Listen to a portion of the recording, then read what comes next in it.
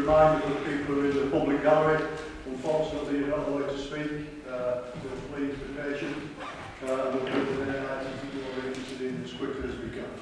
Okay, have we got any apologies for absence? Thank you, Leader. Apologies from Councillor Conway. Councillor Surrey, yes.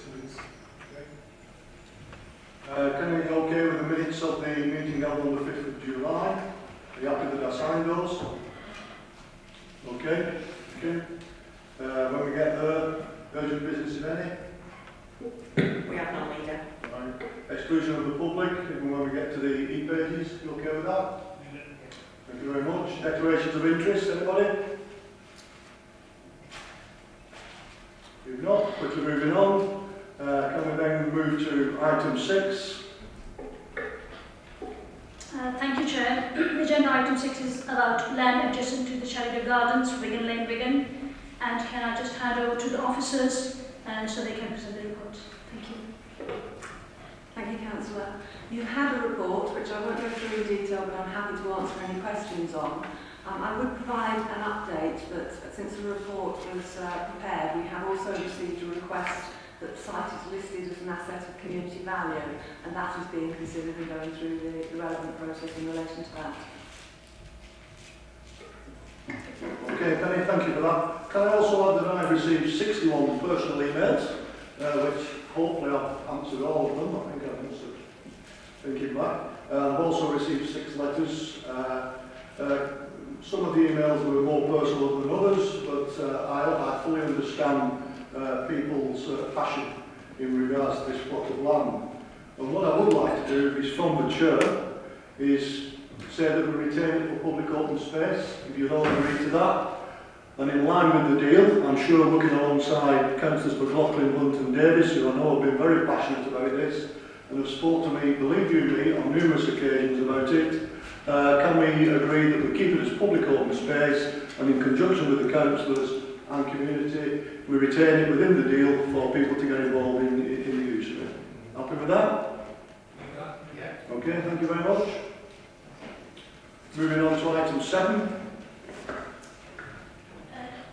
Agenda item 7 is about update on Wigan health economy, and the Cabinet is requested to get delegate to the Leader and Director of Resources the ability to finalise the arrangements with health partners once the legal and budget framework issues have been resolved. And Cabinet agrees that if the matter can't be achieved without impacting on the budget framework, with the report be brought back to Cabinet outlining the implications before any agreement is made.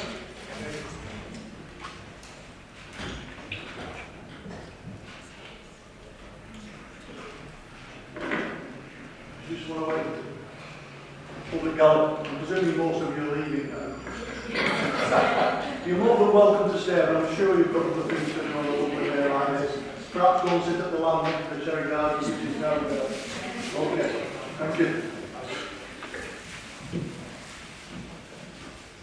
Thank you, Councillor Lawson.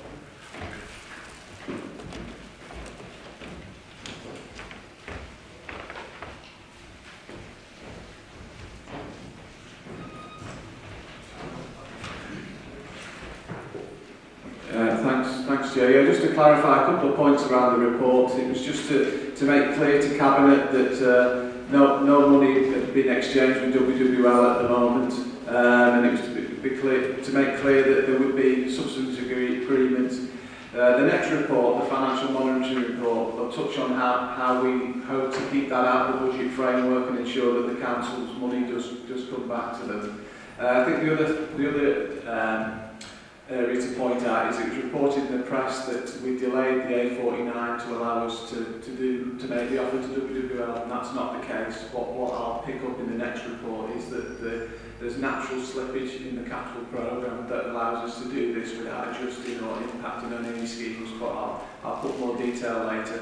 But it was just to give Cabinet assurance that although we made an offer to WWL, there had been nothing in terms of a decision being made around how we do this. I'm happy to answer any questions on detail about this though. Okay, thanks Paul. Any questions? If not, happy to accept the report. Thank you. Moving then on to item 8, financial monitoring first quarter. Naz? Yeah.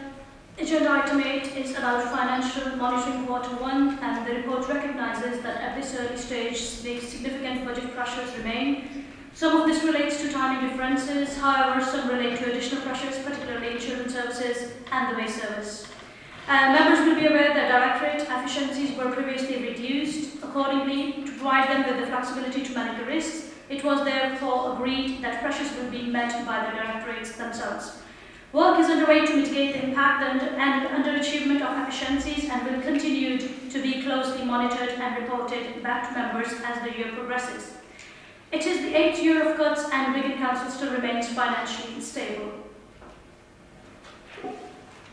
Okay, any comments? Councillor Lovell. Thank you, Leader. I just thought it prudent to highlight some issues associated with the housing revenue account and with council homes. Indeed, in 2018-19, the HRA will continue to invest in housing stock, as we promised and pledged earlier this year, with a revised budget of 44.4 million for capital expenditure. This will be funded from a combination of direct revenue finance, government grants, major repairs reserve and borrowing. Items in the programme this year for highlight include 2.4 million for installation of sprinkler systems in the multi-storey flats, 17 million on the new homes programme and 3.8 million on improvements to the sheltered accommodation. There will be £2 million for aids and adaptations and 4.1 million on improving vacant properties. At the end of the first quarter, the total expenditure on the HRA capital programme is approximately 6.5 million, and the HRA is currently in a strong financial position with a balance of 25 million brought forward on the 1st of April 2018. Thank you, Chair. Thank you, Councillor Lovell. Any others? I think just to thank Paul and his team, and to thank all the cabinet members and all the directors who are here today, and really importantly all of our staff for the work that they've done in keeping the budget balanced. I think Nazia did a fantastic presentation and made it sound really smooth and easy, but there's been a lot of pain over the last 6-7 years to get those savings out, a lot of pain, and you know, people have borne the brunt of it and are in the room today. So just to thank everybody. We just had a fantastic celebration that David was at with Stewart Services, our in-house adult services, who I know Keith's not here today, but they've worked so hard, had so many restructures to take money out, but to also improve quality. So all of our in-house services are either rated good or outstanding by CQC. So through the deal, we've actually managed to improve outcomes as well as take the cost out. So thanks, Nancy. Okay, thanks, Donna. Anyone else? Paul? Yeah, just to give some clarification on the previous item. So the report covers it's not just the revenue budget, it's the capital budget and progress on our treasury management strategy. So on page 51 and 52 we update members on the progress of the capital programme, and you'll see that we're reporting slippage there, mainly in the CYPS programmes. What you'll see later in the report when we do the treasury management, when we look at the treasury management performance, is you'll see that the council's under-borrowed. So on page 59, at the bottom of page 59, we report on borrowing. Based on the original capital programme and the way that the schemes were going to be delivered, the council was expected to borrow an additional 148 million.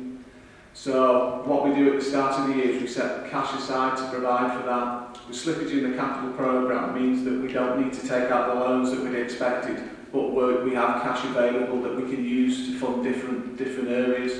Because of this, that's how we're able to make the offer to WWL without impacting on the revenue budget. So the slippage in the capital programme and reprofiling when we're expecting to spend it means that we don't expect that we need to borrow to cover the offer that we've made to WWL.